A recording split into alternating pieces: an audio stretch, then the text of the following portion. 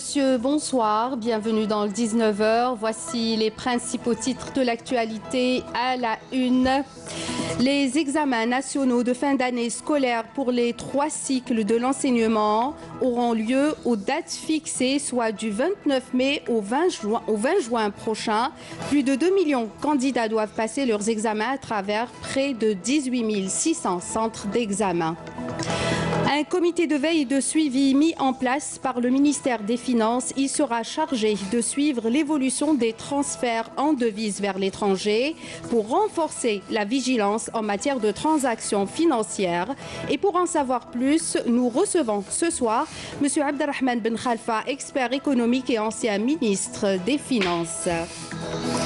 Nous irons dans ce journal à El Bouaqi, une région à vocation agro-pastorale, pour s'intéresser à la production laitière qui a atteint des niveaux records malgré les difficultés rencontrées par certains producteurs. Bienvenue à tous. Tout d'abord, le chef de l'État, Abdelkader Ben Salah, a reçu aujourd'hui au siège de la présidence de la République à Alger le ministre des Affaires étrangères, Sabri Boukadoum. Cette audience, qui intervient quelques jours après sa prise de fonction, est la deuxième du genre du chef de l'État qui avait reçu jeudi dernier le Premier ministre Nourdine Bedoui. Le ministre des Affaires étrangères, Sabri Boukadoum, se rendra à partir de demain à Moscou, où il représentera l'Algérie à la 15e session du Forum ministériel de coopération Russie-Monde arabe. Le Forum Russie-Monde arabe est un cadre de consultation et de coopération créé en 2003 en vue de promouvoir le dialogue politique et la coopération entre les pays membres de la Ligue des États arabes et la Russie, en particulier sur les grandes questions régionales et internationales. Le ministre Sabri Boukadoum aura à cette occasion, lors de son séjour à Moscou, des entretiens bilatéraux avec plusieurs ministres, avec plusieurs de ses homologues arabes présents à cette conférence. Le général de corps d'armée Ahmed Gaïd Salah, vice-ministre de la Défense nationale, chef d'état-major de l'armée nationale populaire, effectuera à partir de demain au 18 avril prochain une visite de travail et d'inspection en 4e région militaire à Ouargla. Lors de cette visite, le général de corps d'armée supervisera un exercice tactique avec munitions réelles visant le contrôle de la deuxième phase de la préparation au combat. Il procédera également à l'inspection de certaines unités et tiendra aussi des réunions d'orientation avec les cadres et les personnels de la 4e région militaire. Deuxième et dernier jour de la visite ministérielle à Béchar, le ministre de l'Intérieur, des collectivités locales et de l'aménagement du territoire, Salah Eddine Dahmoun, a indiqué que la sécurité et la stabilité du pays demeurent le principal souci du gouvernement. De leur côté, les ministres de l'Habitat et des Ressources en eau ont présenté un bilan des activités de leurs secteurs respectifs. Halim Yaïch. Au deuxième jour de sa visite d'inspection et de travail, la délégation ministérielle a tenu une réunion technique en présence des autorités locales civiles et militaires de la wilaya de Béchar. Le ministre de l'Intérieur, des collectivités locales et de l'aménagement urbain a appelé à valoriser les capacités de la jeunesse dans l'intérêt du pays, soulignant que le véritable changement se fera progressivement à travers une justice sociale et économique entre tous les enfants du même pays.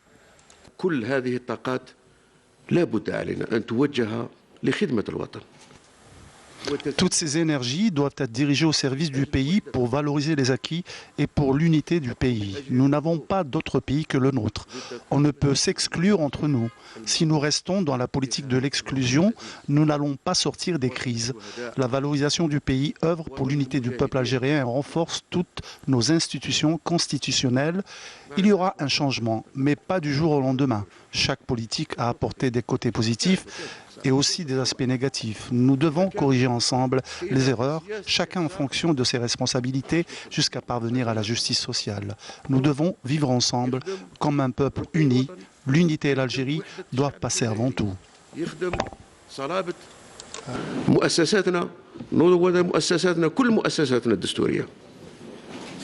Le ministre de l'Habitat, de l'Urbanisme et de la Ville a annoncé la prochaine attribution de 1000 logements ruraux et de 500 logements de type LPA, ainsi que d'enveloppes financières supplémentaires pour prendre en charge les aménagements urbains. De son côté, le ministre des Ressources en eau a évoqué les travaux en cours pour désenvaser les barrages de la wilaya et poursuivre la pose des conduites d'alimentation en eau potable. Et pour info, la visite de la délégation ministérielle d'hier et d'aujourd'hui dans la wilaya de Béchar a été écourtée à cause d'un mouvement de protestation populaire qui s'est opposé à cette visite, scandant des slogans remettant en cause la légitimité du gouvernement.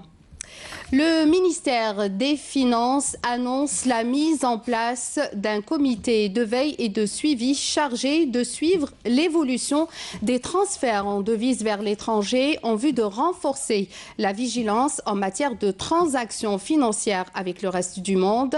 Plus de détails avec Nakhla Al-Arbi. Composé de hauts fonctionnaires du ministère des Finances, de représentants de la Banque d'Algérie et de représentants de la communauté bancaire, ce comité est chargé de suivre l'évolution des transferts en devises vers l'étranger. Il a été mis en place dans le souci de renforcer la vigilance en matière de transactions financières avec le reste du monde. Le comité a donc pour mission de s'assurer que les opérations de transfert en devises par les banques sont exécutées dans le strict respect de la réglementation d'échange édictée par la Banque d'Algérie. Il faut savoir que ces opérations sont classées en 3 catégories. La première concerne le règlement des opérations d'importation de biens et services, conformément à la législation et à la réglementation régissant le commerce extérieur et d'échange en vigueur. La seconde catégorie a trait au transfert dans le cadre d'investissements à l'étranger effectués par un opérateur résidant en Algérie. Celles-ci ne peuvent être effectuées qu'après autorisation du Conseil de la monnaie et du crédit. Quant à la troisième catégorie, elle porte sur les transferts des dividendes liés à des investissements directs en Algérie. Les transferts de cash relatifs à des exportations physiques de billets de banque sont encadrés rigoureusement par la réglementation en vigueur. Ils font l'objet d'un contrôle strict au niveau des postes frontaliers par les services compétents. Et justement, comme on en parlait au début du journal, pour en parler un peu plus, nous avons le plaisir de recevoir M. Abderrahmane Ben Khalfa, expert économique et ancien ministre des Finances. Monsieur, bonsoir, bienvenue à vous. Bonsoir, merci de l'invitation. Donc, à votre avis, ce comité, est-ce une réponse aux préoccupations de l'heure ou bien alors c'est une reconnaissance implicite de l'existence de failles dans le dispositif de contrôle auquel obéissaient les banques commerciales, M. Ben Khalfa? Oui, merci. En fait, la gestion des flux rentrants, vous venez de les citer, notamment les importations, fait l'objet d'une réglementation assez poussée, mais qui est en cours de modernisation, puisqu'on travaille maintenant avec des données qui doivent être complètement numérisées.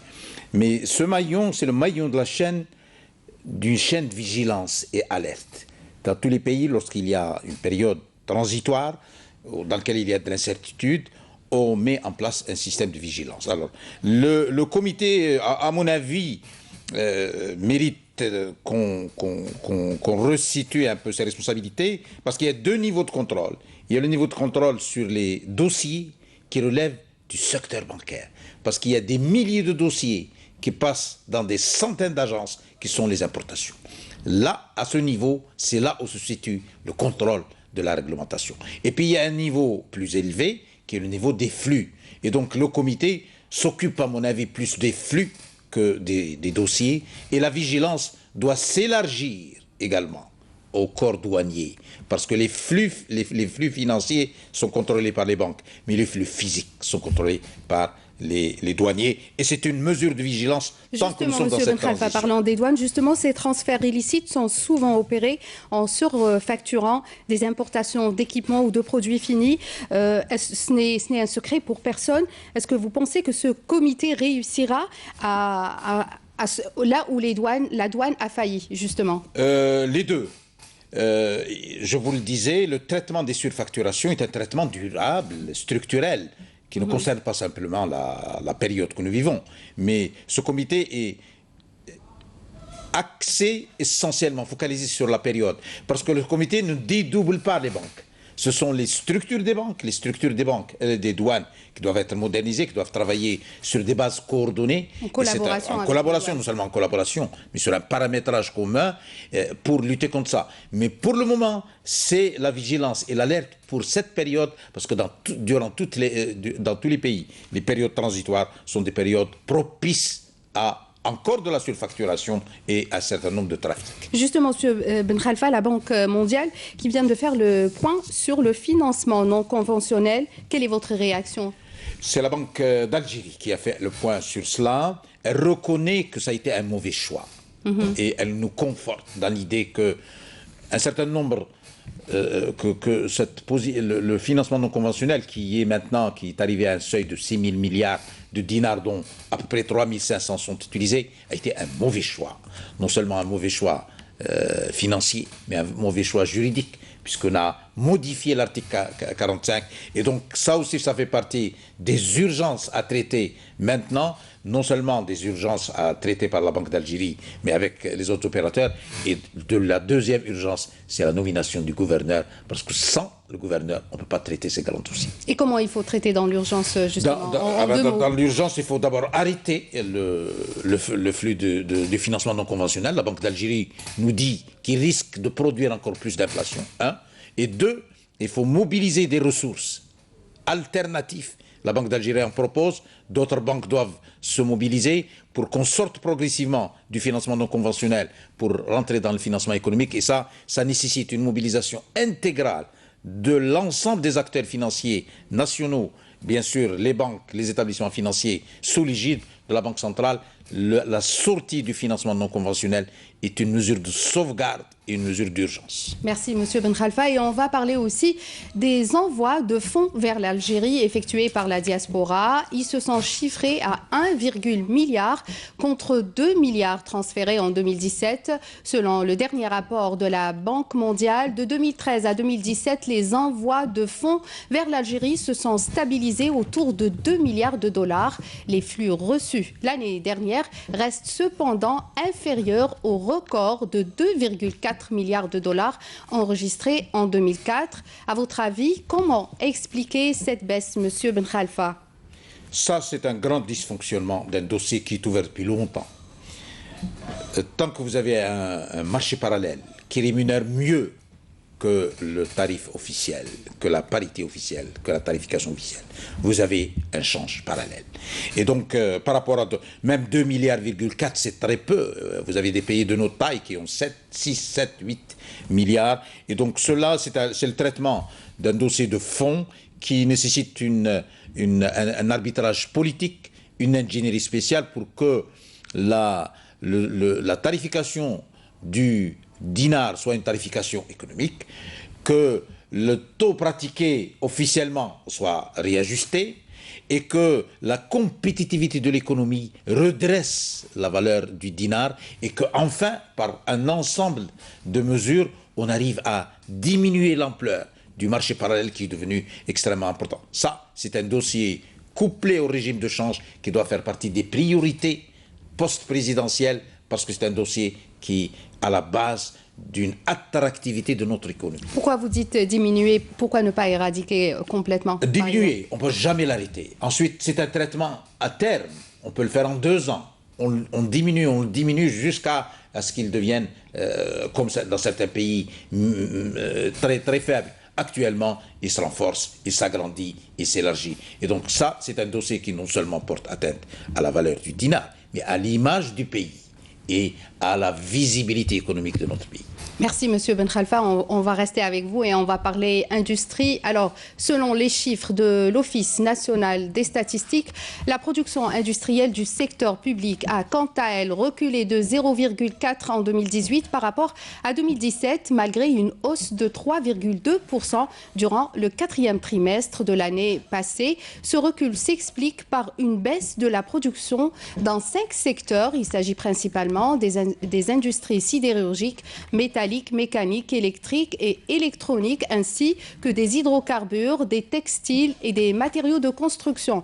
Parallèlement à cela, une évolution positive a été enregistrée dans 6 secteurs industriels, à savoir les mines et les carrières, les cuirs et les chaussures, les industries chimiques, l'industrie agroalimentaire, les industries diverses, mais aussi l'énergie électrique. Comment interprétez-vous, Monsieur Ben Khalfa, ces tendances et quel impact sur le secteur?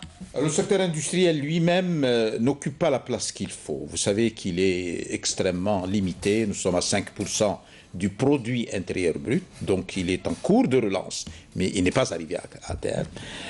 Et deuxièmement, vous avez ici, quand on parle de la production industrielle, vous avez aussi bien les produits semi-finis que les produits finis.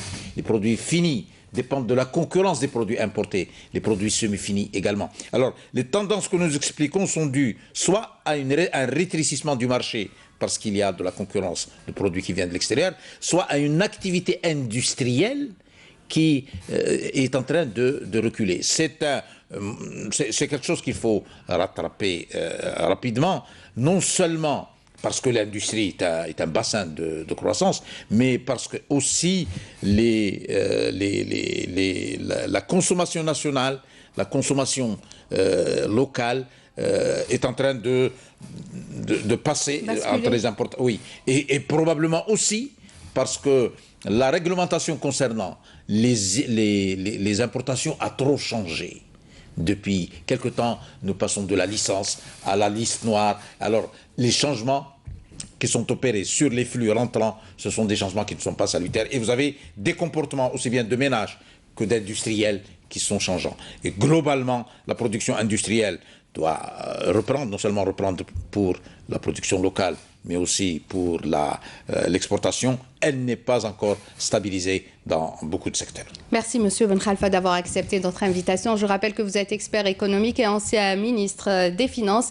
Merci d'être parmi nous ce soir. Merci. De l'économie à l'éducation, lors d'un séminaire national des directeurs de l'éducation, le ministre de l'Éducation nationale, Abdelhakim Belabed, a affirmé aujourd'hui que les examens nationaux de fin d'année scolaire pour les 3 cycles de l'enseignement auront lieu aux dates fixées, soit du 29 mai au 20 juin prochain. Le ministre a précisé également que les examens qui concernent plus de 2 millions de candidats doivent passer leurs examens dans près de 18 600 centres d'examen. Toujours selon le ministre, ces examens interviennent dans un contexte sensible, ce qui nécessite la mobilisation et la vigilance de tous pour le traverser en toute sécurité.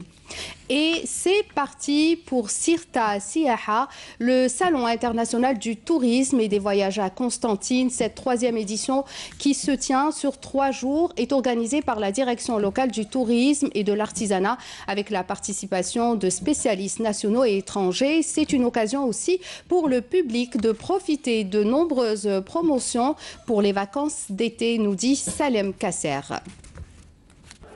À quelques semaines du début de la saison estivale, ce salon du tourisme et des voyages tombe à pic. Le but des organisateurs est d'encourager le tourisme local, attirer plus de touristes et pousser les Algériens à faire le choix de passer leurs vacances en Algérie. C'est dans le cadre de la préparation de la saison estivale. Le mois d'avril est un choix idéal pour la tenue de ce genre de salon. Passé ce mois, on entre de plein pied dans la saison et ce sera trop tard. Et malgré l'insuffisance en matière d'infrastructures d'accueil, ils sont de plus en plus nombreux les opérateurs privés à investir dans ce secteur.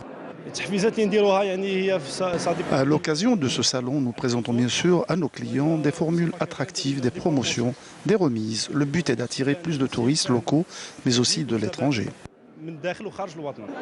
La formation est un segment important aussi sur lequel le salon a décidé de faire toute la lumière. L'amélioration des services passe impérativement par une main-d'œuvre qualifiée. احنا مدرسة كوين في الفندقة مدرسة خاصة رانا في ولاية سيزي وزو حلينا en 2003 رانا agréé par l'État depuis 2003 أكثر من 8000 jeunes algériens qu'on a formés à travers tout le territoire national وعندنا 48 ولاية في المدرسة. لازم نوروا العالم باللي الجزائر بلاد شابة بلي بيزاج تاعها وبناسها سورتو الحمد لله. Plusieurs manifestations comme des rencontres thématiques sont organisées en marge de ce salon pour valoriser les potentialités touristiques du pays. Le barrage de Sourtlata, un acquis important pour la wilaya de Tizi Ouzou. Lancé en 2012, l'ouvrage accuse un important retard de réalisation dû notamment aux oppositions des propriétaires terriens. Le projet très attendu permettra d'améliorer la distribution en eau potable dans toute la région. Nesrine Ben Saïdi. D'une capacité de 98 millions de mètres cubes, le barrage de Sourtlata est un acquis très important pour la wilaya de Tizi Ouzou. Ce barrage alimentera non seulement une partie de la wilaya de Tizi Ouzou, mais aussi les wilayas limitrophes. Le projet barrage Tlata, donc ça sera bénéfique pour notre commune, pour nos citoyens, surtout les villages qui en souffrent vraiment. J'habite à Draa Ben Khadda. J'espère que ce nouveau barrage améliorera la distribution en eau potable dans la région. Avec un taux d'avancement des travaux estimé à 60% pour un coût de 13 millions de dinars, cet ouvrage entrera en exploitation avant la fin de l'année en cours. Ce projet a cependant accusé un retard important, un retard lié principalement aux réclamations des citoyens concernant l'opération d'indemnisation des expropriés des terrains choisis pour la réalisation de ce projet. Ce projet a été lancé en 2014. Il a accusé un retard de 37 mois à cause des préoccupations des citoyens. Les galeries d'art ainsi que la digue principale sont finalisées. La réalisation des galeries ou la digue de col. Le projet de réalisation du barrage de Sourtlata est venu renforcer le complexe hydraulique de Tarsep. Il permettra de réduire la pression exercée sur les régions de Tizi Ouzou, Boumerdes et Alger.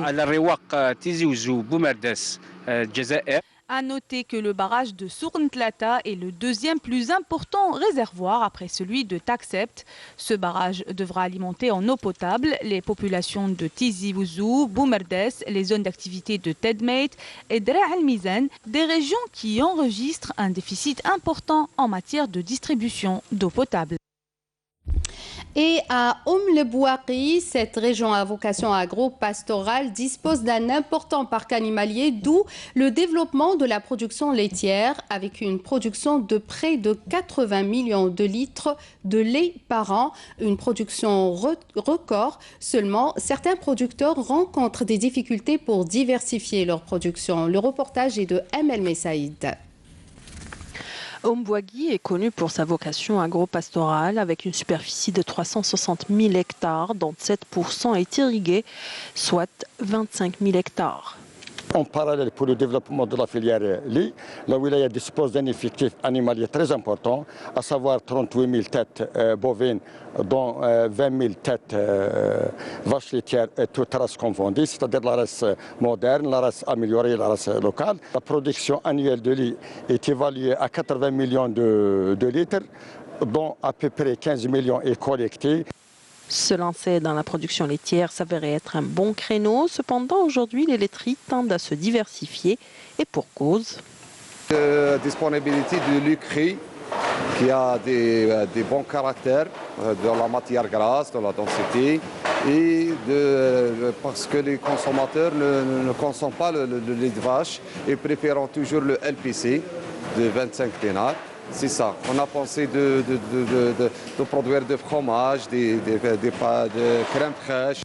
Le projet de produire le fromage a été un dernier recours pour cet opérateur qui s'est d'abord intéressé à la production de yaourts, mais l'investissement n'a pas pu voir le jour. Depuis l'année 2015, on a pensé à faire des extensions en produisant des yaourts et des laits fermentés de 70 à 50 milliards centimes.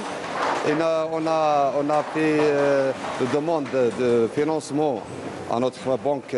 Mais malheureusement, la direction générale à Alger a révisé le dossier à cause de la note de la gouvernement concernant de stopper les financements des minoteries et des laiteries.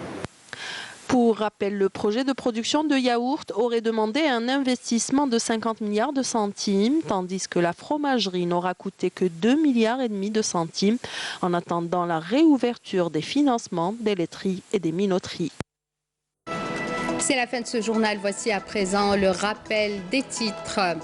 Les examens nationaux de fin d'année scolaire pour les 3 cycles de l'enseignement auront lieu dans les dates fixées, soit du 29 mai au 20 juin prochain. Plus de 2 millions de candidats doivent passer leurs examens à travers près de 18 600 centres d'examen.